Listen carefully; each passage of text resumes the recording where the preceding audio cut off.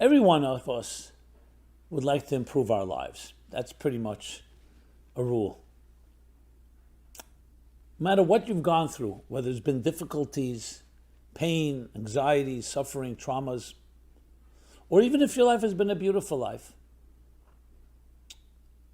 the nature of the human being is not to stagnate and not to remain in one place, but to actually grow. However, how? How does one do that? The fact is, we are all products of our past. Meaning, our past experiences as children, as students, society around us, have in many ways shaped us.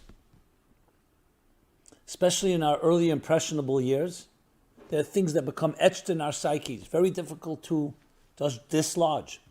Fears, insecurities. And it always expresses itself, especially in the areas of our more emotional lives, our relationships, intimacy, personal connections, attachments, or lack of attachments. So though we may be resolved and determined to move forward, but our past haunts us and often holds us hostage. How many times have you made a resolution to do something and you really mean it? You're sincere, driven, but then for some reason the inertia of your status quo, the inertia of your past holds you down like a gravitational pull. That's not neutral at all. It doesn't let you move forward. So how do we look back while also being able to move forward? We can't ignore the past. Maybe sometimes we can, but most cases we can't, even when we try to. But you don't want to be held back by your past. So what is the formula? So a good place to begin is something that we read, the famous story of Abraham in the Bible. The first time we're described his first journey, maybe the first journey really documented, is when he's told, leave your homeland, your birthplace, and the home of your parents. Those three expressions. Your land, your birthplace, and the home of your parents. And go to the land that I will show you, is what God tells him. Now, if you think about it, it seems strange. When you tell someone directions to go somewhere, they know where they are. You don't have to elaborate. They need to know how to get to the destination, what stops to make, and what direction to go. North, south, east, west, where to make turns, and so on. Here, it seems reversed. When it comes to the destination, it's very vague. The land I will show you.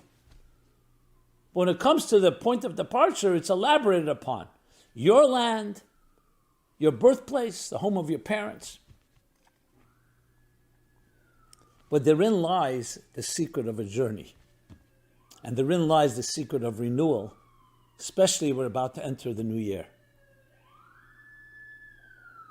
And the key here, interestingly, even though you always hear, define your goals, your objectives. What is your destination? Where do you want to reach? And then retrace the steps and make a plan to get there. But here, interestingly, there's another most important factor, because psychologically, it's true you need to have a destination, but you have to know that there are forces, sometimes invisible forces, and those are the hardest ones, because you can't see them, that hold you back like a ball and chain. And those come down to, in one word, the word called subjectivity. The prejudices, the biases, the attitudes we've developed, for good or for bad, from our past. And if you don't free yourself from that, or at least be aware of it, all your destinations and all your goals, as noble and beautiful as they may be, will be withheld from you because you are being tugged back by a past that you've never really freed yourself from. What is subjectivity? Subjectivity is a blind spot, or blind spots. It's attitudes that can be ingrained in us, and as we shall see, not necessarily inherent, but they become like inherent, like second nature. That shape, that color, the lens through which we look at life around us. The confidence we have or the lack of confidence. The security you have or the lack of security. And they break down into three categories. Your land, your birthplace, and the home of your parents. Let's begin with the first, your birthplace. We have inherent subjectivity, which is called the fact that every one of us has an element of self-love that colors our perspective. When it comes to someone that we're not connected with, not ourselves, we can be far more objective. When it comes to ourselves, we have many blind spots. Just the natural subjectivity of a human being. Self-interest drives you. And as such, it shapes and distorts your perspective on things.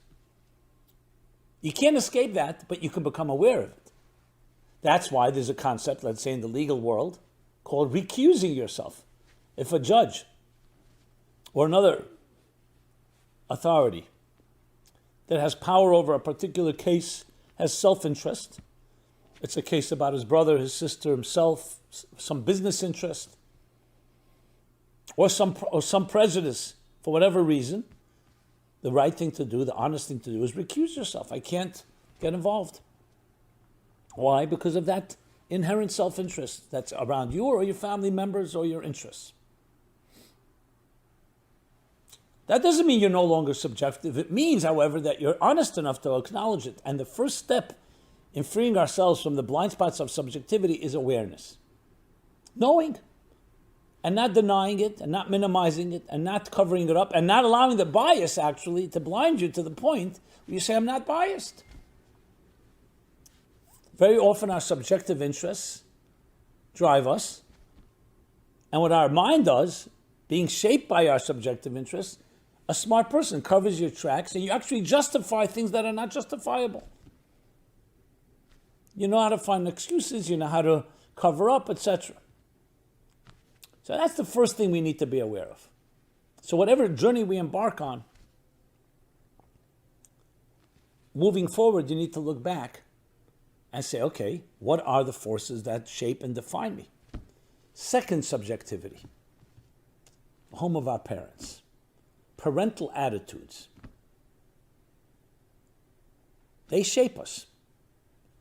When we're young children, we're like a warm ball of wax. Everything that happens in our lives, big or small, becomes etched in that wax as it hardens into an adult. As we mature, it becomes part of who we are. That doesn't mean you can't reverse it, but you need to be aware of it. Parental attitudes. As much as we may not like when someone says, hey, you're like your father, you're like your mother, as you get older, you start realizing you do things like they did. Not because you admire them necessarily. It could be for that reason too. But it became like the natural reaction. Your mother had a tantrum every time something happened. That very often, that becomes your modus operandi. That's what you do. If your father withdrew every time he was anxious, that's often becomes the way to be. And you don't even know there's another option. And you may be even surprised to hear there's other options. That children are impressionable is beautiful on one end, but it could also be very destructive. If your parents invalidated you, criticized you, or in general were critics, you'll often be very similar. Because that's where you learn your first way of reacting to things. The love of your parents, how they loved each other, how they love others, will often be the way you gravitate, the way you love. Can we change it? Of course. I've seen people with terrible dysfunctional parents, and they learned by process of elimination what not to do, and they became beautiful people. But it's still a struggle, and it's still a battle, and it's still something we need to be aware of. That's the second, attitudes. And the third is your land, your society, social influences, your peers, friends, and in general, the social standards often are not very, very constructive. Many of us may remember, I remember in high school we read the short story called The Lottery. Chilling story, but it leaves that impression on you. Briefly, in a small little town, they're all preparing for a great celebration. You have no clue what the celebration is. People go shopping for the best clothing. It's going to be a day of festivities, meals.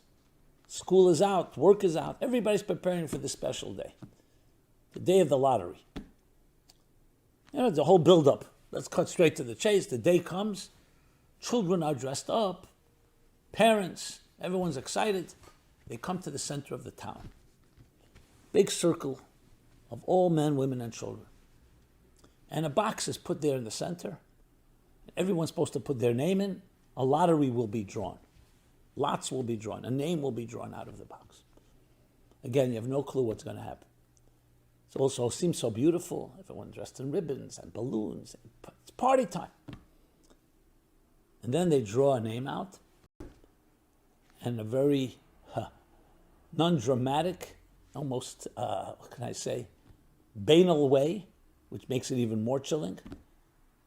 The person who's chosen is put in the middle of the circle, and they stone him to death. Unceremoniously, without passion, without feelings. That's it. Custom of the town. And they all go back to their lives. Of course, it teaches you what conformity can be, herd mentality. What happens when we become brainless and we just follow society? Now, I'm not suggesting that everything we follow in society leads to stoning someone to death. But it could be the equivalent in our attitudes, how we blacklist people, how we cancel people, cancel culture, how we do things mindlessly. That's what everyone's doing. I mean, there are studies made that if authorities would round you up and say do certain things that are inhumane to another person, people would do it because they're being told by authority, by police. Look at Nazi Europe. Look at Nazi Germany, what happened. See, even good people can become monsters under certain circumstances. I'm using, of course, extreme examples. But the point is society has impact on us. And I include society, media, Hollywood, Broadway, entertainment, sports, social attitudes, social mores, politics, what we watch, advertising, marketing. It shapes lives. That's why people spend billions of dollars in marketing. What do you think? Because that's how you gain customers. You push the right buttons. Do this, you'll gain pleasure. Do that, you'll avoid pain. So that's the third level of subjectivity. So you take these three, your inherent and natural subjective self, parental attitudes, society and everything that comes with it. You can rest assured it's quite an uphill battle to find your voice. That's why Abraham is told the most important thing, leave your subjectivity, your natural subjectivity, parental attitudes, social mores, social pressures. And then you'll discover who you are. If someone asks you, who are you? How do you know it's not just a product of your environment? Who are you? When you're able to recognize those three forms of subjectivity. I'm not saying you can change them, but recognize them. And then see them for what they are and recuse yourself, so to speak, in being able to look at something and asking another person, what do you think? Checking yourself, then you discover the land that I will show you who you are. It's not just I'll show you the land, I'll show you who you are. Because when you remove those forces to some extent, that's why when we leave home for the first time, go to school, camp, summer camp, or actually move out of our homes. Yes, on one hand, we'd love to have the comfort of the umbilical cord or the figurative umbilical cord in our lives. But where do you discover yourself when you're suddenly out on your own? Now, in a good situation, your family always remains your support. This is not a suggestion rejecting everything that your parents gave you. There could be beautiful things, but owning them, it has to become yours. So the key, my friends, is looking back and moving forward. The looking back is not meant to be controlled by the past, but looking at it and saying, what is it about it that has shaped me? Just to use an example that just happened last few days, someone came to see me, some counseling. Grew up in a very judgmental home. Both mother and father, but especially father, was very judgmental. And he's also judgmental. He says, right away, I see somebody, I see something, I meet someone, I'm already rushing to judgment. And it bothers me because it's not right to do. I don't want to be judged. Why am I judging? How do I extract that for myself? Perfect example of a parental attitude. So I said, well, you're here. The fact that you're aware, awareness is half the cure. It's the beginning. Now let's look at it as not who you are, but something that you assumed. Not every attitude becomes you. Even though you may think it's part of you, it's not necessarily the natural you. So what you do is not just you check it when you feel judgmental, find something positive about a person. Make it your deliberate effort that whenever you meet someone, without even before you become judgmental, find something positive. The best defense is offense, instead of fighting the negative. And if you make that your habit, slowly, you'll develop that attitude, that approach. And when something does come up that you seem to want to gravitate toward judgmentalism, you'll have something to hold on to. 1 second, this person has certain qualities. Now, of course, there may be certain areas where not judgmentalism is justified. I don't believe that at all. But where you have to have discretion and realize this person may do have something that you maybe you shouldn't go into business with them. Maybe you shouldn't become a partner. Maybe you shouldn't marry that person. But that still doesn't mean you have to be judgmental. That means it may not be the right thing for you. That's a perfect example of you looking back and moving forward. You're looking back because at least you recognize that you have this component. Don't think that judgmentalism is something to just say, oh, you know what, that's who I am. Or you don't even realize you're being judgmental. So looking back is necessary. That's why we have to be told, here are the forces, your natural subjectivity, your parental attitude, society. You need to know that. But the next step comes the moving forward. And that comes down to who controls your life. Who defines your life? Is it your life circumstances? Or is it your soul's destiny? Those are the two choices, yes. Things happen to us, but that doesn't define who you are. Who you are is your soul. You're a spiritual entity on a physical journey, not a physical entity on a spiritual journey. And that's where the real moving forward comes from. That discovering I was put on this earth, there are many things that happened in my life. My personality, my own subjective interests, my parents, my family, and my society. It's all part of my life. But who controls the navigation? It's the captain of the ship is your soul. So if you really want to move forward, you need to have both those elements. I always love the expression they associate with Rabbi Shneur Zalman of Liadi, the Alter Rebbe, founder of Chabad Hasidus, who teaches, whether he said it about himself or was said about him, that he taught a person how small you are and how great you can become. There are people who know how small they are. They'll tell you about all their flaws and mistakes and how their shortcomings and how they can't do this and they can't do that. I can't do it. That's not for me.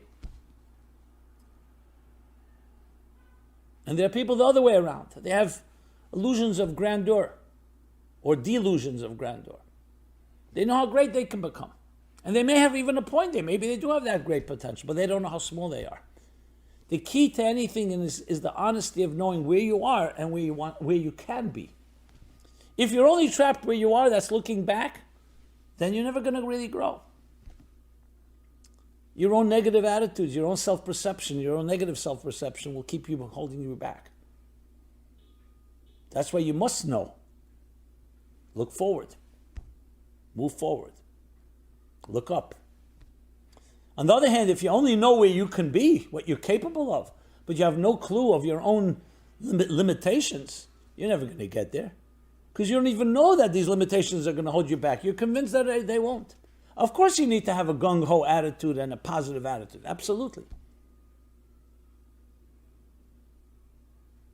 When you drive your car, the main thing is to look ahead, but you have a rear view mirror. The rear view mirror you check from time to make sure. But you're not focused on looking back. You're focused on looking forward. Brings to mind the story of the Tzemach Tzedek, the grandson of Rabbi Shneur Zalman. He was a little child playing on a ladder with his friends, and all the children were afraid to climb to the top of the ladder. They stopped the middle, 3/4 of the way, quarter of the way. He was the only one that climbed all the way to the top, this little boy. His grandfather was watching, and he says to him afterwards, "Why were you the only one that had the courage to climb to the top of the ladder and all the others stopped?" So he said, "Zaidi, Grandpa." Very simple. In Yiddish he said it. When the other children were climbing, they kept looking down. So they saw how high they were. They got afraid. Oh, I'm so high up. And they scurried down. When I kept climbing, I kept looking up. I saw how low I was. So it motivated me to climb higher. We all have these choices. It's good to know what you've accomplished, but if it becomes the driving force, then you always say, hey, you know what, look how much I've accomplished compared to someone else. But when you look at the people who've accomplished more than you, or you look at what you still can accomplish, you're looking up, then it motivates you. So there has to be a combination. But the real focus is always about going forward, moving forward. But the looking back is necessary in order to achieve what, and not allowing the past to control you. So paradoxically, it's looking at that past, not dwelling and not being controlled by it, but critical for it to be the springboard for further growth. And that's indeed why, whenever we prepare for something new, a new year, a new venture, a new journey, we need two things: accountability of the past and a preparation for the future. You want to bring new furniture into your home, you need to clean up, vacuum the room, vacuum the house, make sure the dust isn't there. You want to start something new, but you've hurt somebody, you've injured somebody, make amends. You can't just forget it. You need to clean things up. Not be obsessed by it and not be overwhelmed by it. It's part of the process.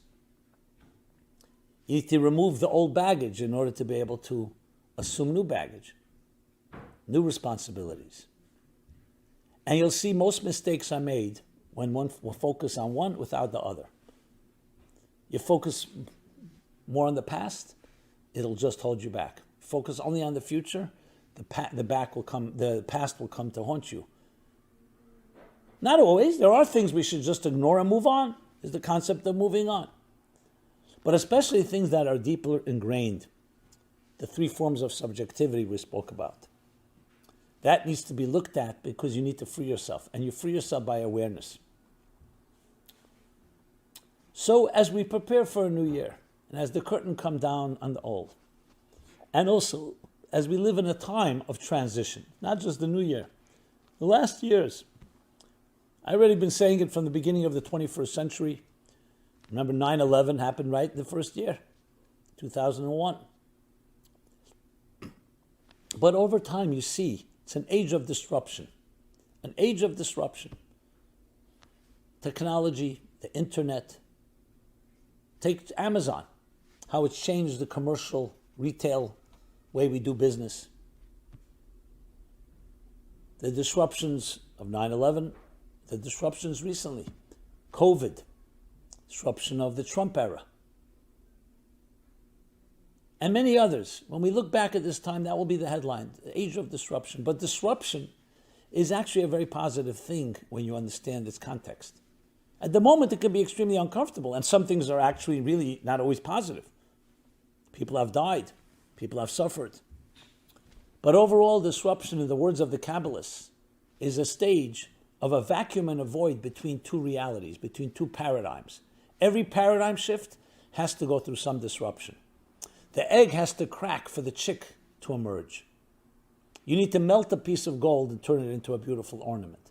We all go through the awkwardness of adolescence. A mother goes through pain, pregnancy and birth pains in order to give birth to a beautiful child. A seed rots in the ground before it sprouts and blossoms into a tree. Creativity is a child of frustration. The greater the creativity, the more the frustration that precedes it. Why?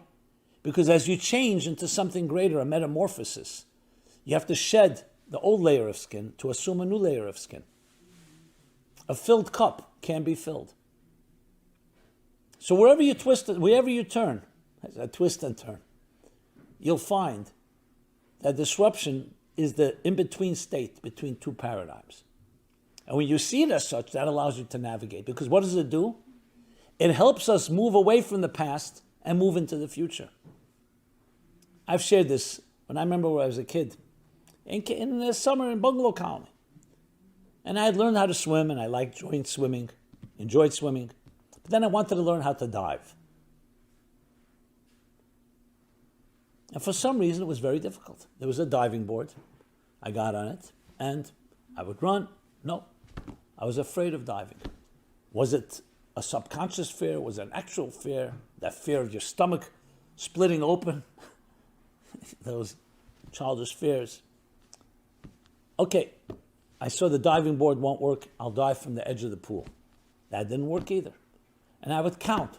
You start the countdowns, 10, 100 to 1. And then you start another count. Okay, I'll do it tomorrow. Tomorrow became another tomorrow. Summer passed. I could not bring myself to dive. And I couldn't figure it out why. It's not like I was afraid of water. I swam in water. What's the worst is I fall in upside down and I swim. Let me tell you what finally happened. I started a new idea. Instead of diving, I'll sit at the edge of the pool and I'll just do this and I'll just fall in a very small little dive like that. Then I'll do it. Even that became terrifying to me until someone did me a favor. That someone was yelled at by me first. He snuck up behind me and he saw me counting, and I'm trying, and just pushed me in. I pushed in, I'm in the water, and I survived. And that was it. After that, it was all gone, the fear. Then I was able to dive standing, and I was able to dive from a board, a diving board, from a high diving board. I always wondered, what was it? And then I thought of this concept that we're talking about. Maybe that's it. Standing on the ground, I knew how to do. Swimming in the water, I also knew how to do. But that split second where you're not on the ground and not in the water is like a certain unknown. Even though you know in your mind you're going to end up in the water. But that in between is not a place we're comfortable because you don't have the grounding and the anchor on the ground.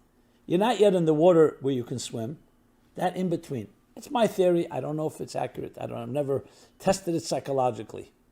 But I think there is a fear because the comfort zone of our present holds us back from really growing into our future. So it's important to have both. You don't climb a ladder 10 rungs at a time. One foot is on the lower rung, then you move to the higher rung. Then you can move the lower foot to the next rung, and you keep moving. That's called the journey. And the same is true in any type of disruption. See the disruption as that in-between place. Yes, it could be uncomfortable. That's exactly why it is uncomfortable. Because it's not your past comfort zone. If it's too comfortable, you know you're not growing. It's just an extension of your past. On the other hand, we're not talking about jumping into a place, but sometimes we need to jump. So it's about keeping that balance, moving forward while looking back. And the same as we prepare for a new year. You want it to be new, you have to have a new attitude. Insanity is doing the same thing and expecting different results. If nothing changes, nothing changes.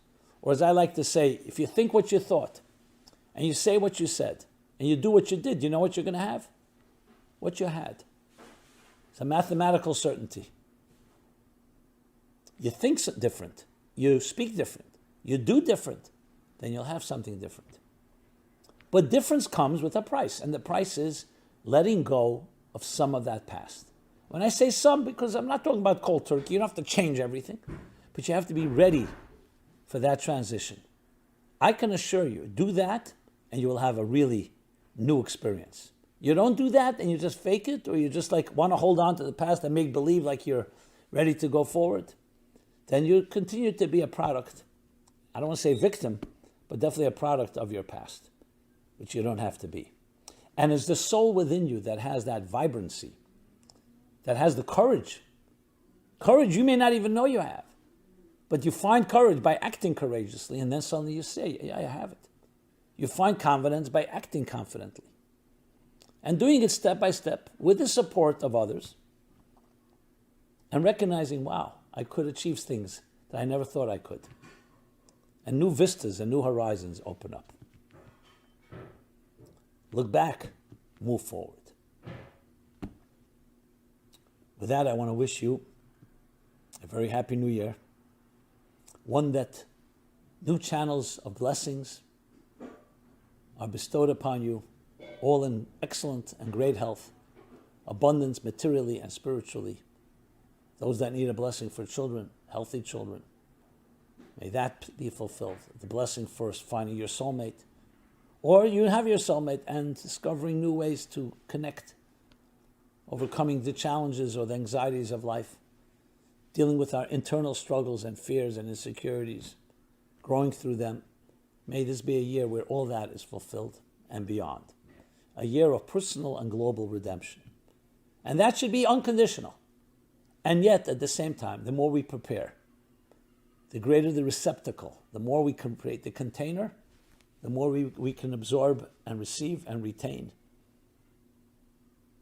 So we do your best, and we'll each of us do our best to create that container in how to look back, but not be trapped by the past. And with that, catapult us into a more brighter and greater future.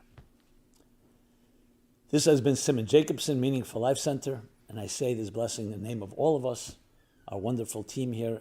MeaningfulLife.com is our website, where you can access this and many other programs. Check it out, a full calendar of events, a wide array of materials and resources to help you live the most meaningful life possible, to help you discover your personal mission in life. That's our mission. And with that, it's an honor to partner with you in every possible way. So please, I'd love to hear from you, feedback, thoughts, comments, suggestions, as well as please share what you've heard with others. Being that it's a new year, I also would request consideration of also helping us, both in passing on the message, but also financially. With a donation in the name of the new year, go to meaningfullife.com/donate. And with that, I bid you again a very, very happy year, sweet year for each and all. And we'll continue this journey together as we enter the new Hebrew year to grow from strength to strength. Thank you so much. Be well and be blessed. This program is brought to you by the Meaningful Life Center. Please help us continue our programs. Make even a small contribution at meaningfullife.com/donate.